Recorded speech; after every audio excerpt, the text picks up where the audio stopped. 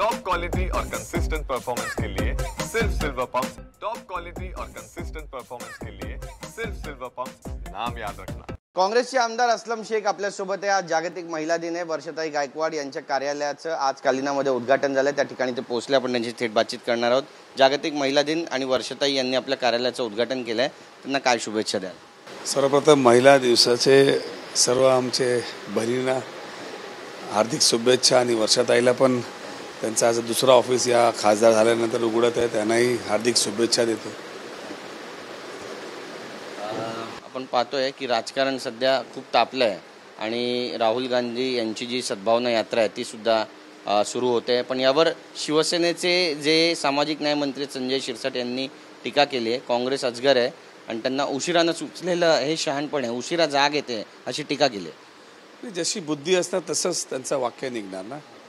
आज देशाला सर्वप्रथम कशाची गरज आहे? ज्या पद्धतीने जाती जातीमध्ये प्रांतामध्ये वाद हे निर्माण झालेले आहेत ते कुठेतरी आपल्या देशासाठी योग्य नाही। देश अखंड आहे, देशात सर्वजण जर एकत्र आले तरच प्रगती होणार आहे।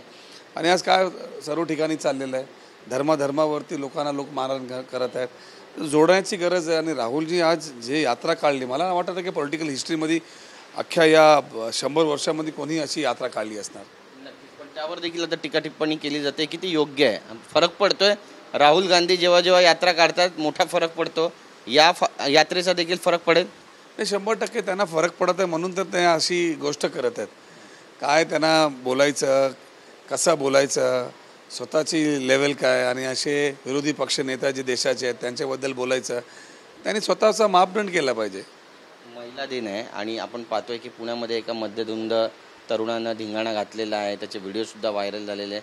पुणे तिथे काय होणे असं नेहमी म्हटलं जातं, पण अशा पद्धतीनं पुण्यामध्ये महिला सुरक्षेचा प्रश्न आपण पाहिलं की एस टी डेपोमध्ये काय झालं, स्वारगेटमध्ये, तो विषय ताजा असतानाच पुन्हा एकदा हा एक विषय जेव्हापासून हे पॉलिटिकल कार्यकर्त्यांचा पोलीसच्या कामामध्ये हस्तक्षेप झालेला आहे, मग ते आता सरकारमध्ये बसलेले तिन्ही पक्षाचे जे त्यांचे कार्यकर्ते आहेत, ज्या पद्धतीने ते पोलिसांना काम करू देत नाही, त्यांच्यावरती दबाव आणत आहेत, म्हणून हे सगळं होत चाललं आहे। मुंबईची आणि महाराष्ट्राची पोलीस म्हणजे सर्व देशात नाही तर जगात त्यांचं नाव आहे, पण त्यांना कामच करू देत नाही। तर असे जे प्रकरणं होत चाललेले आहेत, दिवस जे वाढत चाललेले आहेत, ते कुठेतरी महाराष्ट्राला शोभत नाही। आणि मला असं वाटतं आहे की मुख्यमंत्री साहेबांनी त्यांच्याकडे गृह खातं आहे, त्यांनी विशेष लक्ष दिलं पाहिजे आणि हे अशी घटना होऊ कामा नये, म्हणजे हे योग्य नाही राज्यासाठी। आणि जे कोण आरोपी असेल त्याच्यावरती कठोर कारवाई झाली पाहिजे। आज तर मला असं वाटतं आहे की महाराष्ट्र काय पुन्हा काय, तुम्ही महाराष्ट्र कुठल्याही जिल्ह्यामध्ये जा, लॉ अँड ऑर्डर मला कुठेही दिसत नाही। कृषी विभागामध्ये मोठा घोटाळा झाला आहे। धनंजय मुंडे, वाल्मिक कराड यांनी कृषी विभागाचे 200 कोटी रुपये उचलले आणि घोटाळा केला असा आरोप थेट सुरेश धसच करतात आणि याबाबत आता ईडीमध्ये ते तक्रार करणार आहेत। मला वाटतं हे प्रकरण मोठं होईल आणि गुन्हेगारांपर्यंत या ईडीचे आणि इतर सगळ्या संस्थांचे हात पोचतील?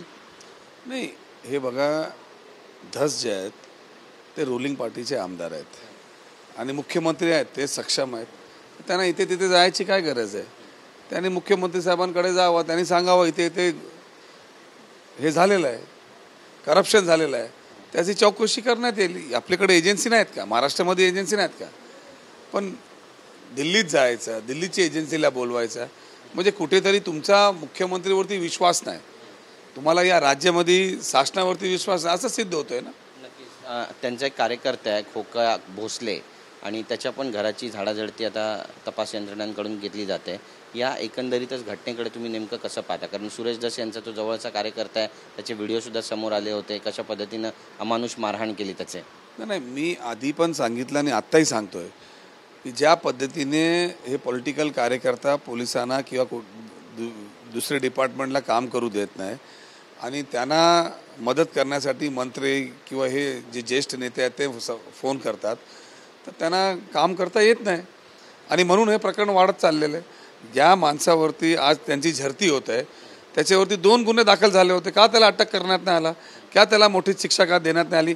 त्याला जर तिथेच थांबवलं असतं तर ही घटना वारंवार घडली नसती। आता त्याचं मनोबल वाढत चाललेलं आहे। अरे, मी रुलिंग पक्षाचा कार्यकर्ता आहे, मला पोलीस काय करू शकतं? आणि रुलिंग पार्टीचे मंत्री जेव्हा पोलीसला दमदाटी करणार ओपनली करणार तर त्यांचा मनोबल तुटणारच आहे. हे महाराष्ट्राला शोभणारं नाही, पोलिसाला शोभणारं नाही. तर जशी आपली महाराष्ट्राची पोलीस आहे त्यांना फ्री हँड जर दिला तर मी 100% सांगू शकतो की ते लॉ अँड ऑर्डरमध्ये व्यवस्थित काम करतील. नक्कीच. आपण पाहिलं की अबू आझमी यांचं निलंबन झालं. हे निलंबन तुम्हाला कितपत योग्य वाटतं? कारण त्यांनी औरंगजेबाचं उदात्तीकरण केलं असं थेट आरोप त्यांच्यावरती झाला आणि यानंतर त्यांचं निलंबन करण्यात आलं. काय नेमकी भावना आहे, समाजाची काय भावना?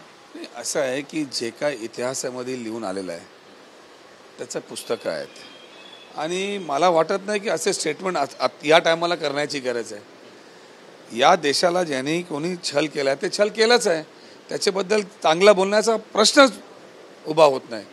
मला वाटत नाही की असे कुठले तरी कोणीही शब्द इथे किंवा कोणाची अशी प्रशंसा कोणीही केली पाहिजे.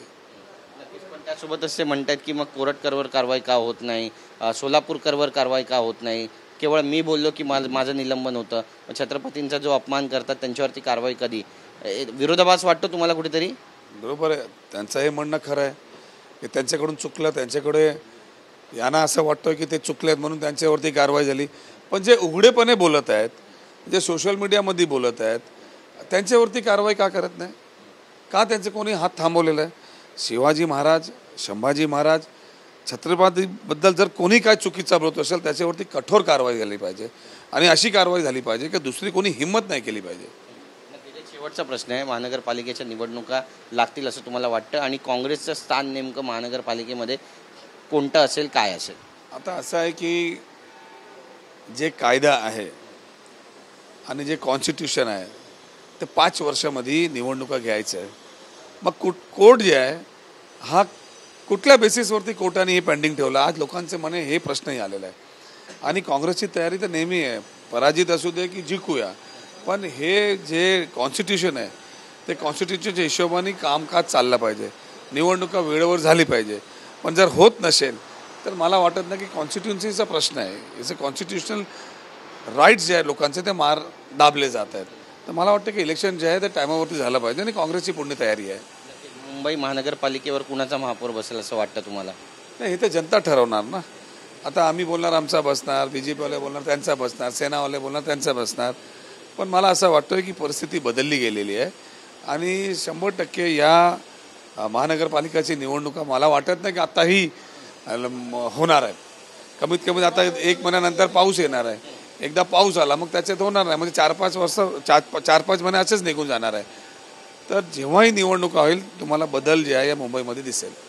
तुमच्याशी बातचीत केल्याबद्दल, वेळ दिल्याबद्दल. तर आपण पाहतोय असलम शेख यांनी आपली भूमिका मांडली आहे आणि महानगरपालिकेमध्ये लवकरात लवकर मोठे बदल दिसतील असे संकेत सुद्धा दिले आहेत. नेमकी महानगरपालिका निवडणूक कधी होणार आहे हे सुद्धा पाहणं महत्त्वाचं ठरेल. कॅमेरा पर्सन हरीश नेगीसह गिरीश गायकवाड, TV9 मराठी, मुंबई.